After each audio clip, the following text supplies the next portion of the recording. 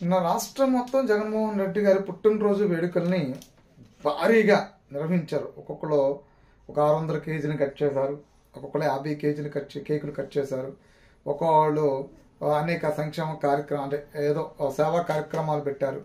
ఒక్కొక్క రీతిగా ఒక్కొక్కరు బుల్లెట్లు వేసుకుని సైలెన్సర్లు పీకేసి షార్ట్స్ కొట్టుకుంటూ ర్యాలీలు చేశారు. ఎవరికి తోసిన విధంగా వాళ్ళు జగన్మోహన్ రెడ్డి గారికి పుట్టినరోజుని సెలబ్రేషన్స్ చేశారు. ఆంధ్రప్రదేశ్ మొత్తం, ఆంధ్రప్రదేశ్లో వైసీపీ చిన్న కార్యకర్త దగ్గర నుంచి మొదలు పెడితే బడా నేతలు, ఎమ్మెల్యేలు, మంత్రులు వరకు ప్రతి ఒక్కరు కూడా పోలాభిషేకాలు చేశారు. అపరాధ భగీరథుడే అన్నారు, డాక్టర్ బిఆర్ అంబేద్కరే అన్నారు. రకరకాల పేర్లతో ఆయన్ని సంబోధించారు. పొగడాల్సినంత పొగడారు, ఎత్తాల్సినంత ఎత్తారు. ఆయన్ని తీసుకెళ్లి ఎక్కడో రిషికొండ మీద ఇల్లు కడితే దాని పైన ఇంకా పైన కూర్చోబెట్టారు. ప్రజలకి ఒక దేవుడే ముఖ్యమంత్రిగా దొరికినట్టు ఇవ్వాల్సినటువంటి ప్రజెంటేషన్ మొత్తం ఇచ్చారు. ఓకే, అది కాదు అనట్లా. కానీ ఇన్ని కార్యక్రమాలు చేసేటువంటి క్రమంలో ఏమైందంటే రక్తదాన శిబిరం కూడా ఏర్పాటు చేశారు. రక్తదాన శిబిరం భారీగా ఏర్పాటు చేశారు. అక్కడ డాక్టర్లని, నర్సుల్ని పిలిచారు, భారీగా బెడ్లు వేశారు. కానీ ఆ రక్తదానం ఏర్పాటు చేసినటువంటి కార్యకర్తలు కూడా ఆ రక్తదాన కార్యక్రమంలో రక్తం ఇవ్వలేదట. ఎవరికాడే మేమెక్కడిస్తాం రక్తదాన కార్యక్రమం అంటే ప్రజల దగ్గర నుంచి పిండేస్తాం, కానీ పిండేసి మేము జగన్మోహన్ రెడ్డి గారి దగ్గర మార్కులు కొట్టేస్తాము. ఇది కూడా ఒక విధంగా నేరమే. ఎందుకంటే ఒక పొలిటీషియన్కి బర్త్డే సెలబ్రేషన్స్ అని పెట్టి ఆ బర్త్డే సెలబ్రేషన్స్ ద్వారా ప్రజల్ని పిలిపించి వాళ్ళని నయానో భయానో వాళ్ళ దగ్గర కొంత రక్తాన్ని సేకరించి అది తీసుకెళ్లి బ్లడ్ బ్యాంకుల్లో ఇస్తారు. బ్లడ్ బ్యాంకుల్లో ఇచ్చి ఆ క్రెడిట్ మొత్తం జగన్మోహన్ రెడ్డి గారికి జంటగట్టేస్తారు. జగన్మోహన్ రెడ్డి గారి బర్త్డే రోజున అభిమానులు రక్తం ఇచ్చారు కాబట్టి ఆ క్రెడిట్ మొత్తం జగన్మోహన్ రెడ్డి గారి. ఇంతకాలం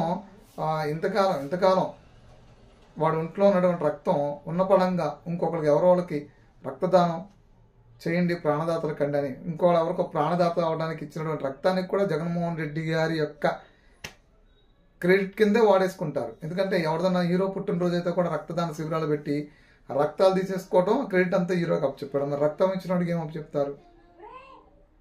స్వచ్ఛందంగా రక్తదానాలు ఇలాంటి కార్యక్రమాలు చేసుకోవచ్చు. సరే, ఇలాంటివన్నీ మామూలుగా ఫ్యాన్స్, హీరోలు అంటే వాళ్ళు వస్తారు, అసలు రక్తం తీసుకోవడం ఎందుకు, కోసేసి పిండేస్తాం, నరం కోసి పిండేస్తాం అనేటువంటి అభిమానులు కూడా ఉంటారు. కానీ ఇక్కడ జరిగింది ఏంటి అంటే ఈ క్రెడిట్ జగన్మోహన్ రెడ్డి గారికి మొత్తం ఇచ్చేద్దాం, ప్రజల దగ్గర నుంచి రక్తం కొట్టేసి మొత్తం జగన్మోహన్ రెడ్డి గారికి ఇచ్చేద్దాం. జగన్మోహన్ రెడ్డి గారు ఇది ఇంకొక రకంగా వాడుకోవచ్చు. ఎలక్షన్లో ఆయన రక్తదాత కూడా అని చెప్పుకోవచ్చు.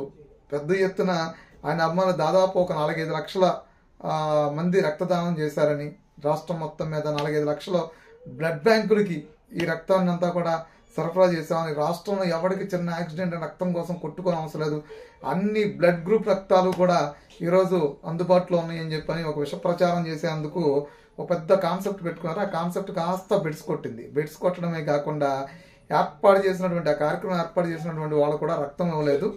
నయానా భయానిక ఏది చేసేది లేక జగన్మోహన్ రెడ్డి గారు ఇక్కడ ఒక క్యాంప్ పెడితే, ఏది రక్తదాన శిబిరం అని ఒకటి పెడితే జగన్మోహన్ రెడ్డి గారు పుట్టినరోజున వాళ్ళ కార్యకర్తలు ఏర్పాటు చేసిన క్యాంపులు ఏ ఒక్కడు వచ్చి ఆ బ్లడ్ డొనేషన్ చేయలేదు.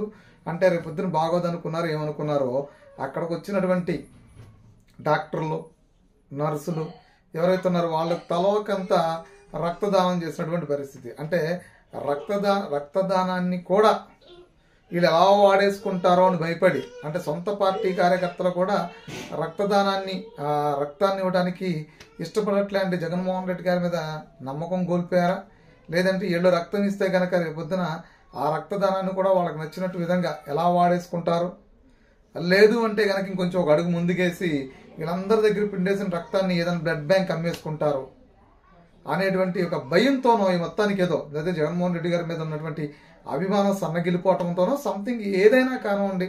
కానీ రాష్ట్రంలో మాత్రం ఒక రక్తదాన శిబిరం ఏర్పాటు చేసిన తర్వాత ఒక మహానాయకుడు అని చెప్పుకున్నటువంటి వ్యక్తిని, ఒక ముఖ్యమంత్రి హోదాలో వ్యక్తికి పుట్టినరోజు సందర్భంగా చేసినటువంటి రక్తదాన శిబిరంలో ఒక కార్యకర్త కూడా రక్తం ఇవ్వలేదు అంటే ఇది అనేక రకాలుగా ఆలోచించుకోవచ్చు, ఒక రకంగా కాదు.